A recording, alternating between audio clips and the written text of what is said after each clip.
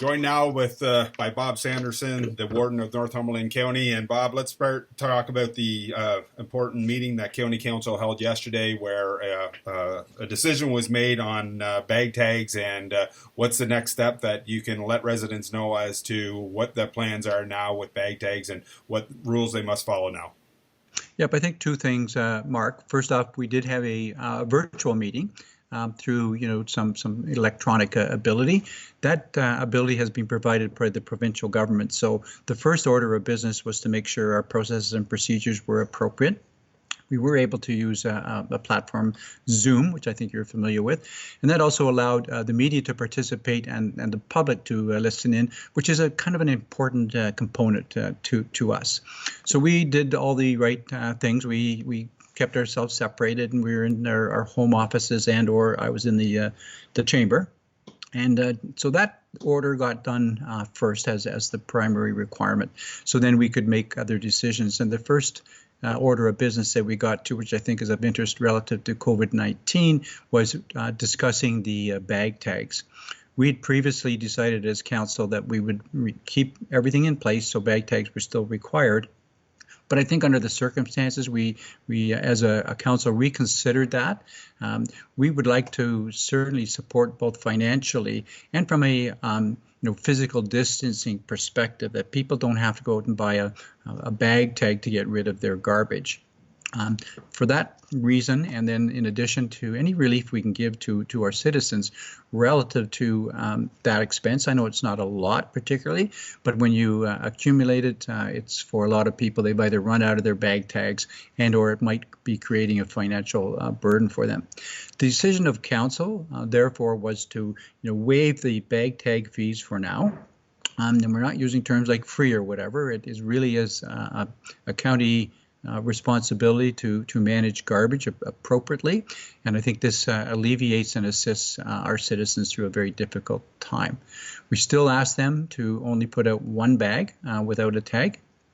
The other areas are also very important. The people who are picking up garbage, they need to maintain their distances as well, and we've had some indication that some people kind of like to go to the curb when they're there and have a discussion.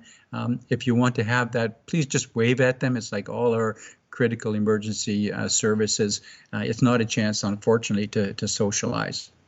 So we made that decision, and we're very comfortable with that. That goes through, so through to the end of May, actually May 29, because that's not technically the end of May, but I think it's a Friday, May 29.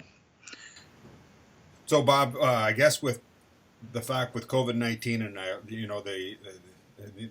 the message is stay at home, stay at home, stay at home as much as possible. Obviously, one bag of garbage may not be enough at the curb for a family, an average family of four if they're at home. Can they put out more than one bag? And if so, do they have to put a tag on those other extra bags? Technically, they should be putting a tag on, but I think we're being very benevolent. We're trying to avoid a big burden on our landfill and on the staff picking up. So certainly from a courtesy perspective, we are asking people to maintain to one bag. Also, with our recycling implementation that we've had over the last period, we've seen a significant reduction in the amount of garbage. So hopefully this will encourage people to do exactly the same, which is reduce the amount of garbage you're putting out regardless of this situation, and hopefully it'll stick through this. Yeah. Continuing on, Bob, now with garbage and landfills, what's the update or what's the status of the landfills that are currently still open? Can people go there themselves still as they used to, or are they now completely closed as many facilities are?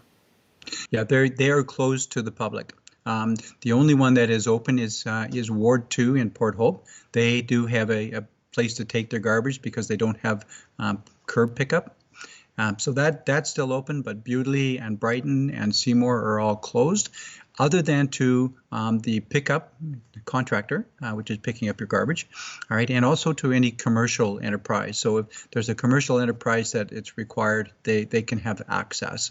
And that's also an area that is a little bit gray because, are you a contractor if you're, doing a little bit of painting or something?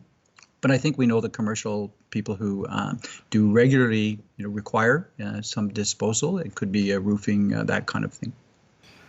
Has the county looked at what the economic impact will be on the decisions as to bag tags? Yeah, it'll be expensive, number one, but it's going to run about $250,000 per month cost to the county. So over the 2-month period, effectively, we expect to see a decrease in revenues of about $500,000. Lots of talk out there when the decision was made yesterday about reducing the bag tags, and people saying, oh, we're only going to get hit later on by them going to increase it to make up that money. Has any decisions been made as county as a whole as to how this money would be recouped? No, and I understand those comments, but I really would ask people to focus on the issue. County is responsible for garbage. It is a tax-based system, so that money will have to come from somewhere. We divided the decision we made. Number one, let's get the relief to the people right away, and then let's look to staff to see how best to handle the finances over a period of time. I don't know what council would decide necessarily, but I suspect at this point in time we would rather not have it hit the levy because it's only going to increase people's tax burden. With respect to increasing the tag fee, we just did that with the last budget, and I can't see council thinking it's a good idea to add on top of that. So to be discussed, and I would ask people to really give us the input that would be best for them. There's no question about that. But the reality is we have some time to decide how to manage that.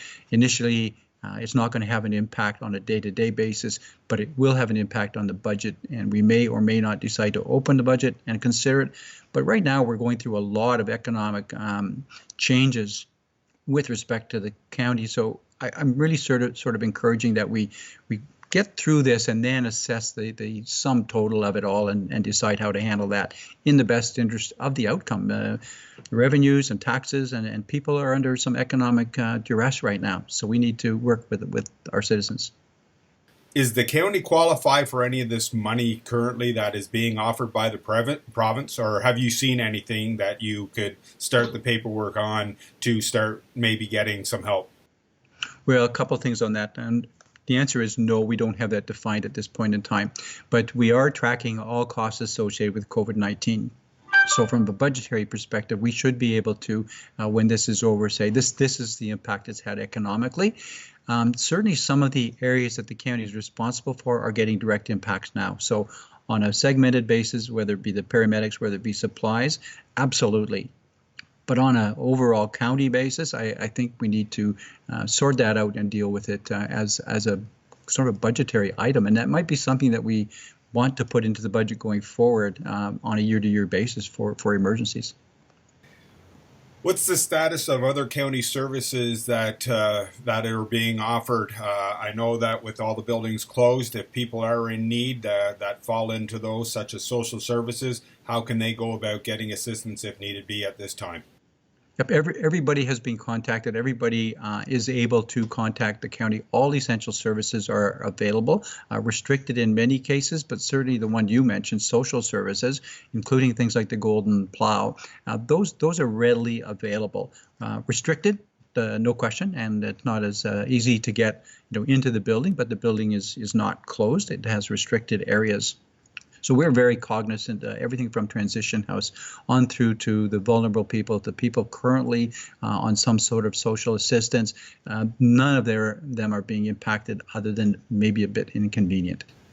Thank you. And one final question, Bob. Not that I'm aware, but has the county declared a state of emergency yet? And if not, why not, as other communities have? It's a question some people have asked, and no, we have not, and we will not until such time as we need to. The reason being that there are very specific guidelines with respect to calling an emergency, and when you call that emergency, there are very specific outcomes to it with respect to shared services and requirements and resources that are coming in. We have 2 out of 3 things that all municipalities are dealing with. One is this is a very unusual event, and the province has called an emergency. The third one that would cause us to cause an emergency is if we could not respond to the critical requirements of the county. So that could be a lot of staff off, say more than 30% or something like that. Then we would need to say we can't cope and we need help. That's the bottom line. Each of the municipalities have the same sort of situation. Port Hope has not declared. I think the only community that's declared is Cobourg. And they did that based on the third element kicked in for them, where their police force numbers were reduced, where they were concerned about police enforcement. The area that we would then deal with is each municipality, could declare their own emergency requirement. If, say, Trent Hills had flooding, that might be something they would need help to cope with. What we will do as a municipality, and I think in conjunction with the other municipalities, there's a lot of communications, and I think that's probably the most important thing to do. So one community is not going to surprise another community without a lot of dialogue. All our emergency people are in constant touch, councils in touch, our CAOs are in touch. So there's a lot of behind the scenes communication. Long answer to a short question, but I think it's important to understand why we have not declared an emergency, and we do not need to at this point. And one final question, Bob. How are you doing personally with this? Well, thank you for asking. I'm doing quite well. Staying isolated, following all the rules, and from a physical distance, even when we had our meeting, all council is respecting that. I think it's a stressful time. By the same token, I think our role is to make sure we follow through, do what we are required to do, but maintain everything that we do is in the interest of what our job is, which is looking after our citizens. So on a personal basis, there's a lot to do, but I'm doing very well, and I appreciate it, and staying healthy.